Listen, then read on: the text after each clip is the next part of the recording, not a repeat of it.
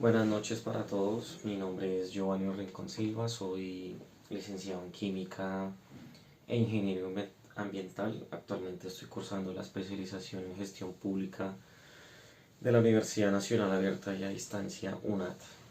Bueno, el día de hoy les voy a hablar sobre la exposición y respuesta a una pregunta orientadora que indica básicamente que si son autónomas las entidades territoriales para implementar políticas públicas, para implementar y gestionar políticas públicas.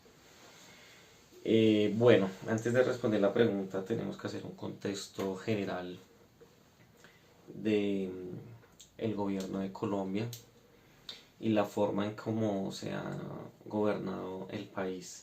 Colombia históricamente ha sido un país centralista en donde se centra el poder en cierta región. Para el caso de Colombia, pues ha sido Bogotá.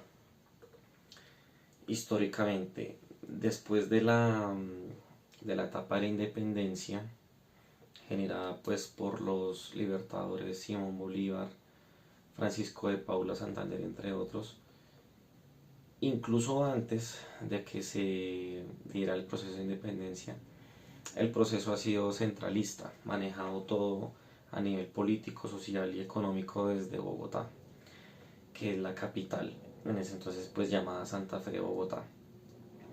De hecho, Simón Bolívar, como sabemos, vivía en una casa denominada la Quinta de Bolívar, en, en el barrio La Candelaria, muy cerca pues al centro de la ciudad, en el centro histórico de Bogotá como tal.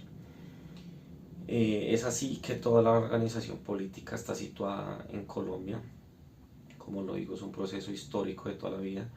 Si vemos, el Senado está en el centro de la capital, las altas cortes, la alcaldía, el Palacio de Líbano se encuentra en este lugar y muy cerca de la Casa de Nariño, donde pues administra el presidente actualmente, y toda la historia republicana de Colombia pues se ha administrado desde Bogotá. Eh, Actualmente hay cierta descentralización, sin embargo, como dije, pues antes era totalmente centralizada la administración del país. De hecho, revisando el libro de genealogía de descentralización para Colombia, publicado o escrito por Carlos Duarte, se menciona que hay dos procesos de descentralización. El primero es en la etapa preconstitucional, que fue dada básicamente pues con antecedentes de luchas por territorio, luchas indígenas que aclamaban derechos. Por citar un ejemplo, el de Quintín Lamen, que fue encarcelado muchas veces y sus compañeros de luchas fueron asesinados o encarcelados precisamente por pedir derechos al nivel central. Entonces, bueno, ya han habido otros líderes en la historia que han quedado por ahí intentando luchar por este llamado a tener derechos en sus territorios, o mejores oportunidades o mejoras en su calidad de vida, o la gestión pues de políticas públicas como tal. Volviendo al contexto del que nos referimos en esta exposición académica, partiendo de autores como Carlos Duarte, eh, volvemos a las dos etapas que se mencionan en este texto. Entonces la primera es una preconstituyente, en donde a raíz de esas luchas que les mencionaba, varios gobernantes ya empezaron a tener la idea de la descentralización del poder. El más puntual pues es el gobierno de Alfonso López Michelsen, en donde ya pues, se da cierta apertura a la participación política de otros territorios y cierta autonomía, y se dio una pequeña constituyente. No fue una constituyente como tal, pero sí se llegaron a acuerdos y se dio una apertura democrática. Es así que en 1986 se decide que los alcaldes podían tener elección popular democrática y gobernadores.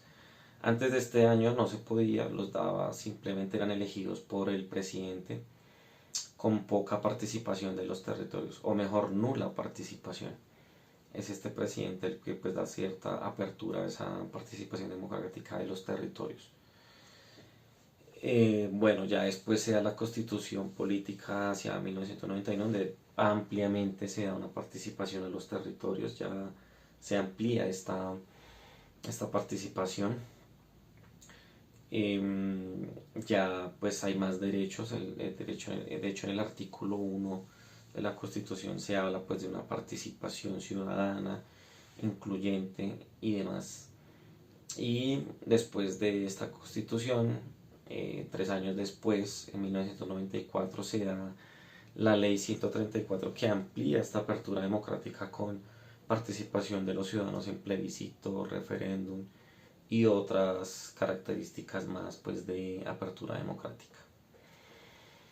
Bueno, eso nos lleva a la actualidad, donde tenemos un gobierno central, pero que quiere, a partir de esta Constitución del 91, descentralizar un manejo económico, político y pues administrativo. Se ha dado en varios gobiernos cierta descentralización, se han apoyado comunidades, territorios, pero aún faltan, aún faltan. Entonces,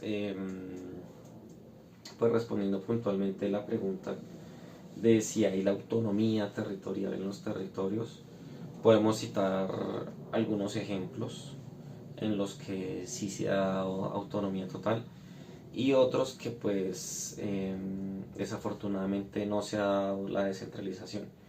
La descentralización en Colombia puntualmente pues tiene ciertas limitaciones como la dependencia financiera, entonces por tal razón no podemos hablar de una descentralización territorial total.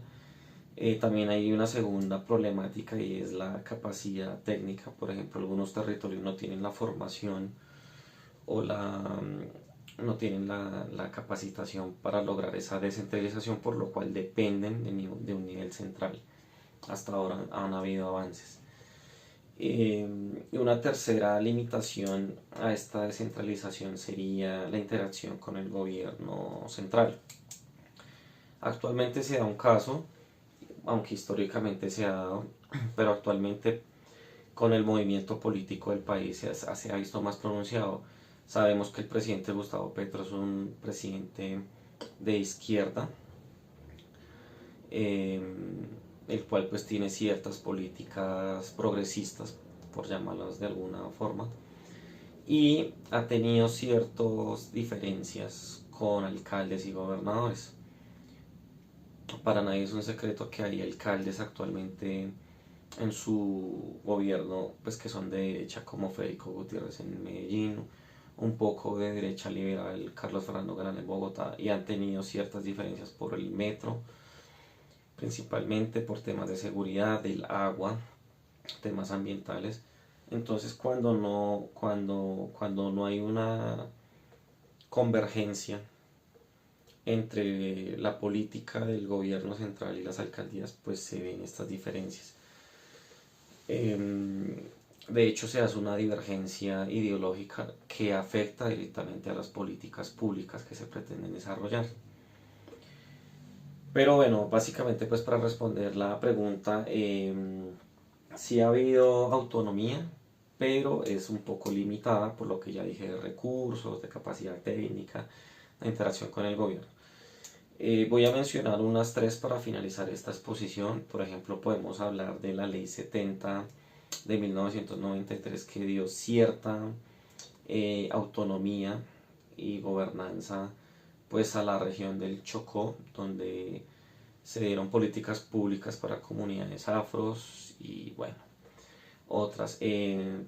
También podemos hablar del bilingüismo que se está trabajando en La Guajira, la cual es una política pública autónoma regional que ha surgido y que pues se ha desarrollado de forma óptima, que tiene algunas situaciones de financiación, como ya dije, pues dependen aún del gobierno central, pero se han adelantado.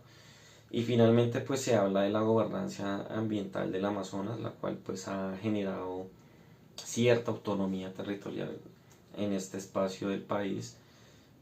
Básicamente se dio pues para proteger la biodiversidad y para promover el denominado ecoturismo. Entonces son ejemplos puntuales de la autonomía territorial en donde fueron implementados y formulados pues estas políticas públicas por entes específicamente territoriales como gobernación o alcaldía y, y como dije se ha avanzado bastante, se ha logrado una descentralización del poder en el sentido económico, territorial, administrativo, pero aún faltan territorios que tengan aún más una autonomía territorial con más garantías, tanto a nivel económico como a nivel administrativo.